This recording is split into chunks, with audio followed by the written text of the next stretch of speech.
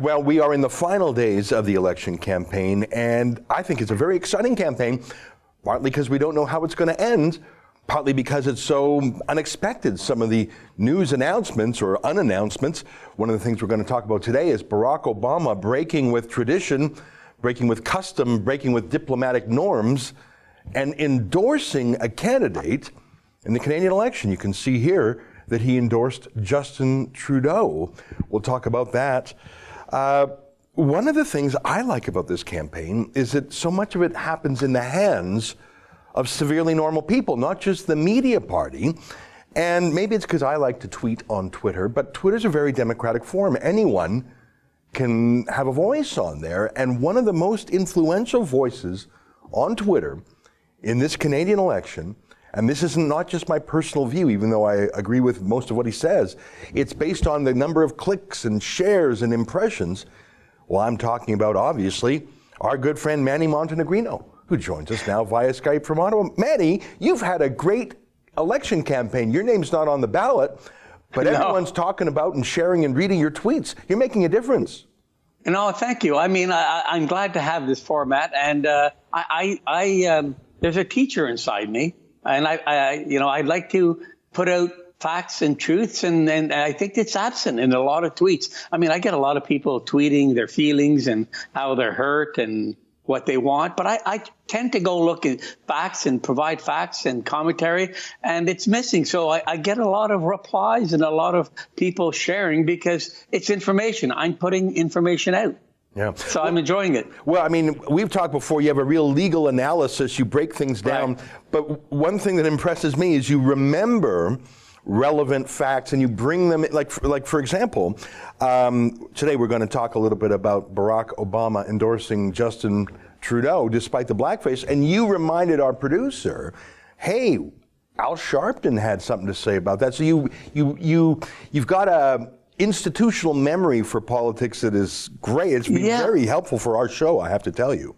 And it's very helpful in, like, for instance, in your opening, you said Obama broke precedent by endorsing a candidate in Canada.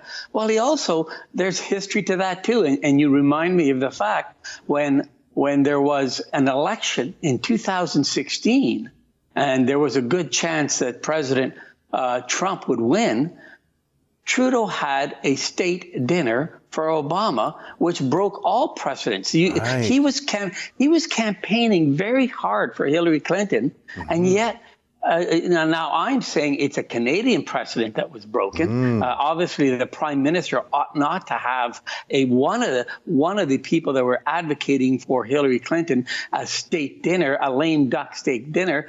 So that pops up as well. It is about. I mean, building a case, Ezra, as you know, requires you understanding all the facts and putting all the facts together and going through a historical. And when you see a pattern, you can convince either a judge or a jury that you've got it right. So that's what I try to do. You know, just for 1 second there, you reminded me of another great lawyer who also happens to be of Italian heritage. For 1 second there, you reminded me of Rudy Giuliani. Yeah. And that's a great compliment. Well, thank you. Thank you. No, I think that's just an attribute. I was taught, Ezra, back in '79 as a student, I was told by one of the greatest lawyers in Ottawa, says, there's one thing you can't change in a trial, and that's the facts. And so that stuck with me. So if you follow the facts, you'll probably get to the proper conclusion and the proper determination of issue. And so I bring that to Twitter. I was told by one of my kids that one of my tweets was copied and sent on a Reddit format, which I'm not familiar with it. And it received, I don't know, it's the top page of Reddit, and it could be, and it was a Canadian political tweet. Yeah. So it could be the hundreds of thousands or millions that looked at it. So it's exciting to at least put out facts. And that's what because it really, Ezra, my biggest dismay of everything is how bad the media is, and I'm not including you. You do a wonderful job with facts, but really the facts and starving people of the facts. People are smart enough. Give them the facts, they'll figure it out. And so I try to do what I can. Well, listen, we love having you, and you've been a real star in this campaign. But let's get into that Obama tweet. I'm going to read it in full. Let's just put it back up on the screen for a session. He said, I was proud to work with Justin Trudeau as president. He's a hard-working, effective leader who takes on big issues like climate change. The world needs his progressive leadership now, and I hope our neighbors to the north support him for another term. And that was shared and liked hundreds of thousands of times, which you might imagine, given Barack Obama's persuasiveness with the Democratic Party and around the world even. Trudeau responded to it. Let's just put that up. He said, thanks, my friend. We're working hard to keep our progress going. So this was a very friendly ping pong match back and forth. My view, Manny, and let me throw this to you, is that this was scripted a long time ago. I don't know if you're familiar with that group, Canada 2020. It's a liberal think tank run by Trudeau's friend. Back in May, they paid Barack Obama his speaking fee, which is generally $400,000 US, to come to town to give a speech. So they paid Barack Obama $500,000 Canadian dollars. And I tell you, it sure looks like a quid pro quo to get an endorsement from him a few days before the election. I just think that should be reported as some sort of election expense. Well, Ezra, I do know 2020, Canada 2020.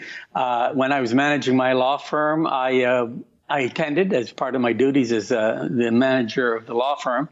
And I was at a table with a man that is now very prominent. His name is Gerald Butts, and we were having dinner there. And it was very clear to me, and I told Gerald, I said, you're not going to like me. Why is that? And I told him I'm a Canadian patriot, and I will fight for Canada. And I think I was blocked about 2 days. I was the first person blocked from Jerry Butts, so I'm very proud of that. But that 2020 organization, I know everybody that's involved in it. I'm in Ottawa, and they are as liberal as you can get, and it's just a tool, another tool that the Liberal Party uses to advance themselves, and it masks itself as a think tank of sorts. But no, Ezra, that tweet of Obama's was, it just made me. This is crazy to say, but happy, and I'll tell you why. Because the progressive movement in the world is falling. It's falling around the world, and you can see, whether it be Italy, whether it be England, France, obviously America, and it's because they really are hypocritical. I mean, their ideas, you may not disagree or agree with their ideas, and the people that do, but it just never holds or has the tenure because it's based on people who are hypocritical. And most people don't like hypocrisy. And this tweet from Obama, and I'll bring you through it, and as I always do, Ezra, I'll go through the facts and the history. This is a man who, one of his first acts is a Buy America policy. Right. Well, barrel before Trump. That was a slight and an attack on Canadian business. He was the one who created Buy America. That hurt Canada. And just to remind our viewers, that means that the U.S. government would have a bias, a preference not to buy Canadian imports. And I understand going to trade war against China or India or wherever, but to shut out Canada, that was devastating what Obama did. And the media did make a big deal of it because, well, we love Obama. Yeah. So that was the first thing. The other thing, I referenced the state dinner that Obama had with Trudeau when he was a lame duck president during a campaign. And I said, well, okay, that was very offensive. Trudeau should not be favoring a one side of the election in America. But I said, you know what? We were in the middle of a softwood lumber fight where there was $1 billion at stake and there was appeals. And I said, well, maybe, and this is where you learn about Trudeau, maybe he's doing the state dinner, he's going to come back and say, we have a softwood lumber deal. Well, that didn't happen. Yeah. And so he didn't use the state dinner for anything other than building Obama and building his. And Trudeau likes a party. Trudeau likes a dress-up party to invite all his friends. Well, listen, you mentioned Obama's policies. I think one reason why people like Obama appreciate Trudeau is because Trudeau's a pushover. I noticed that Barack Obama did not kill the Keystone XL pipeline during Stephen Harper's tenure. Even though he delayed, he didn't actually have the confidence to kill it till Harper lost. And Obama knew that Trudeau wouldn't make a fuss, wouldn't push. So Obama felt like he could push Trudeau around. China knows it can push Trudeau around. And I think that's one of the reasons why Barack Obama likes Trudeau, is because Trudeau would just have no opinions, not assert Canada's interest, including on oil. Well, yeah, and I think he also, that whole Keystone pipeline, Obama campaigned that he would approve it, and then he didn't. That also hurt Canada. So you're absolutely right. The one that I just find it absolutely hypocritical, and I don't know why people are not focused on it. And in that tweet, he talks about the environment. Barack Obama signed a emissions deal, a climate deal with China. Mm-hmm. Now, let me just give you, that was posted in the New York Times, mm-hmm. and that's where I got it, and I read the deal. Mm-hmm. And it was at that time, and I think it was 2 or 3 years ago now, at that time, China, the deal was, and Obama was seen as a champion. The deal was China can emit without limitations up to the year 2030.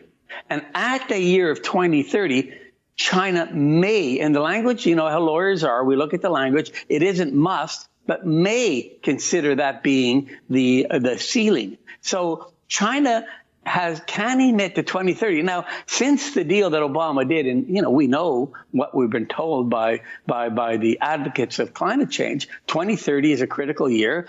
Basically, if CO2 rises 10%, the world CO2 rises by 10%, we're facing a climate disaster.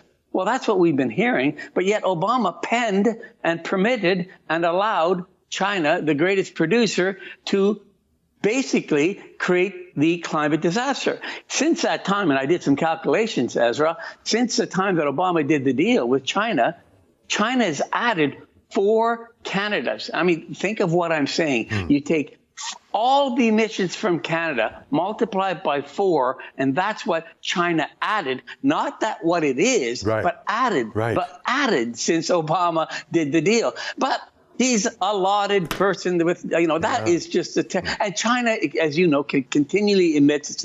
It used to be even with the United States, and I think it's now 50% higher than the United States. So it's a hypocrisy. Mm-hmm. So when I look at, why I'm pleased is because I think the progressive movement has, some attractive ideas for a lot of people, but their salesmen are hypocritical people. We've seen it in Canada with Justin Trudeau, an absolute hypocrite on everything that he espoused, whether it be the Me Too movement, misogyny, feminism, ethics. It's all, and now he has been discounted. Well, Obama didn't have that record. Mm-hmm. He's now come out and told the world that he is a massive hypocrite. And with respect to endorsing a person that has done blackface more times than anybody that you could imagine. Yeah, I've never even heard of that before. Somebody doing it once, maybe, but that was his go-to trick. It was so weird. Yeah, and one of the blackface instances, and I don't know why. I find it offensive. He dressed up like a slave. He put something in his crotch to enhance, and then he mimicked an ape. You can maybe ignore dressing like an Aladdin in blackface. You can maybe ignore other instances. You can maybe ignore him not telling you the truth how many times he did that. But that is about as vile and as offensive. And that's what took Reverend Al Sharpton, who And this is why Obama has really made a big mistake. He's basically diminished his whole 8 years as leader by endorsing Justin Trudeau. Reverend Al Sharpton was his advisor on race relations. He appeared at the Obama's White House 47 times. I believe it was 47 times. He was the person that, if anything happened in America, he was there to stop these racist things. So that was Obama. If you ask yourself, what was his tenure all about? Well, it wasn't about the environment. It wasn't about the economy. It was basically trying to help the race relations in America. And so they worked hard at it. Yeah. We've got a clip of Al Sharpton who commented on Trudeau's blackface. Here, let's take a quick look at that. The situation happening with Justin Trudeau with the blackfaces, that's things have been popping up. I think it's insulting. I think it's offensive. I think that if he wanted forgiveness, he should have said that when he was running the first time. He knew then he had done it. And now he's saying he did it more than once. I think that you can't have different rules for different people. I took the same position against a governor in Virginia who was Democrat. I think what Trudeau has done has been disingenuous. Okay, speaking of Democrats, they have the debate. That was Al Sharpton. I have my disagreements with Al Sharpton on other matters, but it shows that's a genuine reaction. Manny, I don't know if you saw it, but last week I actually spoke on the telephone with Barack Obama's brother, yes, I saw that. Obama, who lives in Kenya.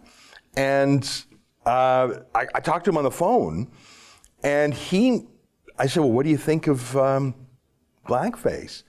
And he recorded a short video for The Rebel. Let me play that for you. And I think this is from the heart. Here, take a look. Here's Malik Obama. This is Malik Obama. I'd like to say something about Justin Trudeau's blackface scandal. For a world leader to do that, especially coming from Canada, which is a good country, is outrageous. So I'd like to condemn that in the strongest terms and let the world know that it's unacceptable. Thank you. Look, it's just a little bit much for Barack Obama, who scolds everyone else for being racist. He's like Trudeau that way, to give a carte blanche to his buddy just for partisan reasons. I think it shows that Obama is a little bit shallow on this key issue of race. Well, I know, but Ezra, let's look at it all. I mean, Obama was sitting there, and most Democrats were sitting there attacking the President of the United States, President Trump, with false allegations, not proven, with respect to him being a groper, a sexual assaulter, a racist, obstruction of justice. I mean, they spent 2 years, the Mueller report, $50 million a night, and 2 years to find an obstruction of justice. And there you have Barack Obama seeing across the border his buddy, who was actually proven to have groped a reporter, who's actually acted in a misogynist way by getting rid of 2 honest, competent top female ministers, who has a history of racism, which you and I did a video on that, an interview. And then he was also found by the ethics commissioner to not only be found in breach of ethics, but to have directed an obstruction of justice. So those 3 things would have said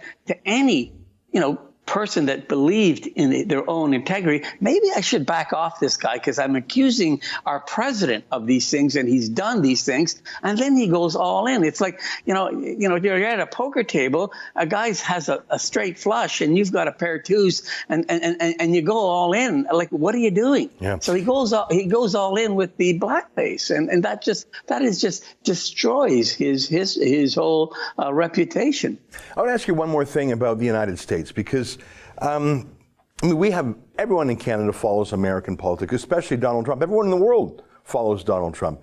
But I think most Canadians stay out of individual American races, and most Americans stay out of Canadian races because, first of all, it's going to backfire most of the time. People say, mind your own business. This is our election. Right. We can talk later. I think that's a good tradition for countries not to actually meddle. But there's a weird schizophrenia in the Liberal Party. They condemn anything they don't like as American style. And they tried to make a big deal out of the fact that Andrew Scheer's father was American, so Andrew Scheer himself inherited that citizenship, even though he's applied to renounce it. So Andrew Scheer has never voted in an American election. He's never done anything as an American. I don't think he has an American passport, but they tried to make this big deal that his dad was American. At the same time they demonize anything American, they're down in New York City having a secret fundraiser for the Liberal Party. So I don't know how you can suck and blow at the same time. Here's the story in Blacklock's Reporter. Libs find cash in New York. So they're in New York for their victory fund while they're up here bashing Andrew Scheer because his father was an American. I think the Liberals actually are far closer tied to the U.S. Democrats than Canada's Conservatives are to the Republicans, but the media couldn't care less about the Liberal ties to Americans, but they obsess over Canadian ties to Republicans. Well, yeah, it's absolutely true. On a bigger scale, Ezra, Canadians have been watching for 2 years. Did Russia obstruct with the election? The 2016 election in America. We have seen the Mueller report was basically fundamentally set to see, was there Russian interference, Russian collusion into the American, and you heard the Liberal Democrats, on their soapbox talking about the integrity of elections and there should be no interfering in elections in America. And we Canadians were saying absolutely right. And here you have, it's not even subversive.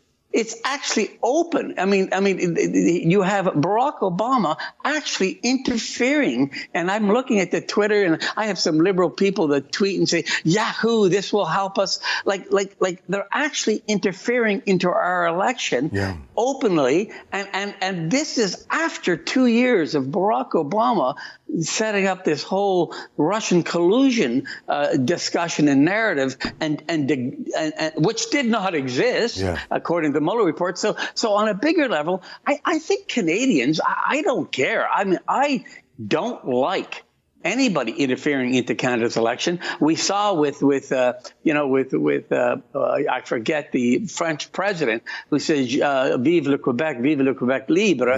That was. Listen, this is, no one has a right to decide Canadian elections. No one has a right to interfere Canadian elections. And a prominent U.S. politician breaking the rule is as offensive as you get. And I don't care if you're a Liberal, Conservative, or NDP. It should offend you that someone's trying to move the needle in a Canadian election, a foreigner. Yeah, you're so right. I mean, Barack Obama is less malign than Vladimir Putin, but they're both foreigners. Why is an Obama tweet any less offensive than a Putin tweet would be? Manny, can I show you Andrew Scheer's response when he was asked about this? I thought Andrew Scheer gave a pretty good response. Here, let's just play a clip of that. Here's what he had to say. Mr. Scheer, what do you make of Barack Obama's endorsement of Justin Trudeau today? I've got millions of Canadians like the ones here tonight behind me. I'm not very interested in what former foreign leaders are saying. I'm just focused on finishing this election strong and putting forward my plan to help Canadians get ahead. Is it appropriate for a former U.S. president to say something? I'll let Canadians be the judge of that. Do you think that Mr. Trudeau was calling in favor of turning into endorsement? I'm not speculating on things like that. I'm just focusing on finishing this campaign strong, earning the trust of Canadians to put forward our plan to help them get ahead. I've got millions of Canadians endorsing me. Yeah, he just didn't take the bait, and I think he took the energy out of the question. He said, look, I'm focused on Canadians.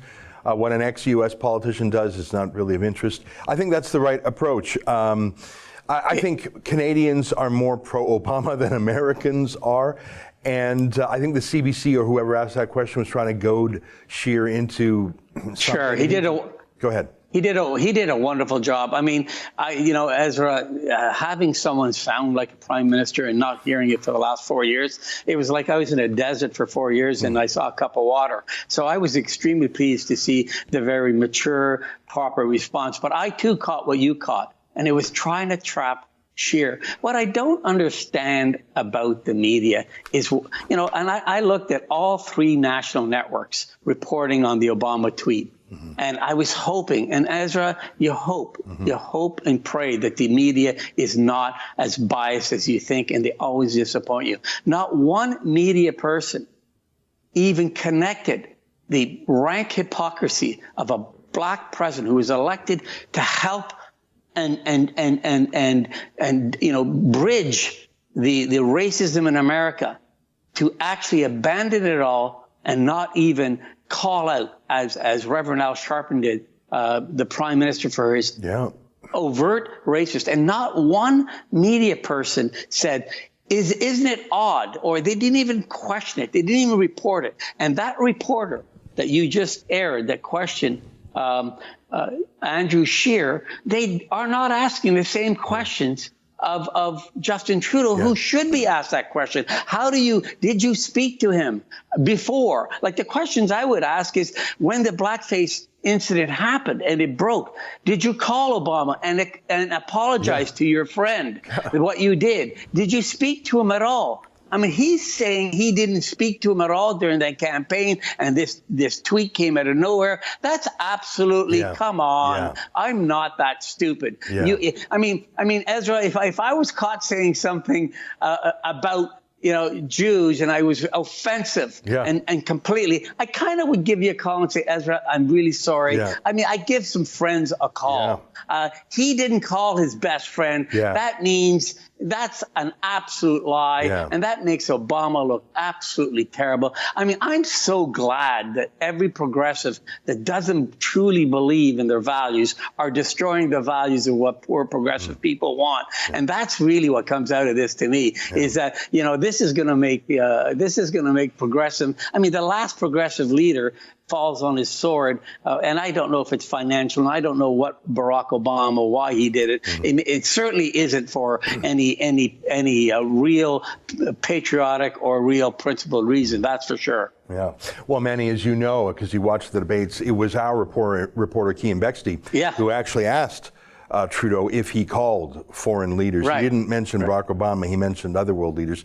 And Trudeau just ignored the question twice. Well, and it was a great question. It was a great question, and someone should ask the question: did you call your best friend and apologize for that? And not one media has asked that, except for yours, who asked it generally. Yeah, I'm so glad we were in that debate and we got that federal court order. Man, it's great to see you. Thanks for coming on the show. Congrats on you had an excellent campaign, and because you were using law and politics and facts and logic and arguments, I think that's why you caught fire. And you mentioned being on the front page of Reddit. Reddit, for our viewers who don't know, it's like a bulletin board on the internet, but it's populated by generally people 18 to 24. So Manny, you're a seasoned pro who's been there, done that. And you say you got an inner teacher inside you. Well, you've also got hundreds of thousands, maybe even millions of eager students who love what you say. So I hope you keep it up. Thank you very much, Ezra. Thanks a lot. Well, it's great to have you on the show. There you have it, our friend Manny Montenegrino. He is the CEO of Think Sharp, based in Ottawa. And as you know, part of his wisdom comes from having been Stephen Harper's lawyer when he was Prime Minister. That's an excerpt from the Ezra Levant Show, which is a show I do every day.